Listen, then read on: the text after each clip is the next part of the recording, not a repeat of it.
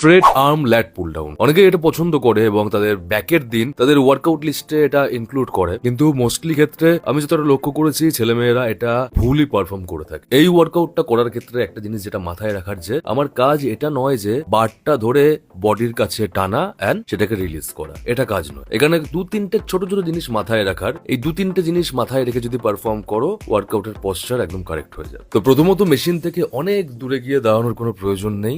তুমি ততটাই ডিস্টেন্সে দাঁড়াও যতটা দূরে দাঁড়ালে তুমি যখন রিলিজ করছো বারটাকে তখন সেটা ওয়েটসটা প্লেটটা ঠেকে না যায়। সেকেন্ড হচ্ছে এলবোর পজিশন।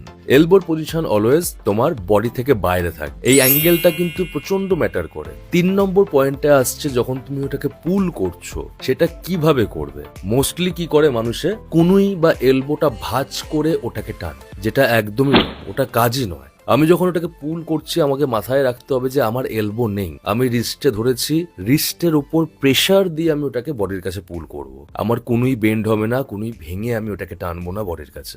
এবার বডির কাছে যখন আমি এটাকে টানছি, নর্মালি কেবিল যে পজিশনে আছে সেই পজিশনে যদি আমি প্যারালাল ভাবে টানি আমার বারটা কিন্তু আসবে আমার পায়ের কাছে, কিন্তু আমরা ওটা করব না।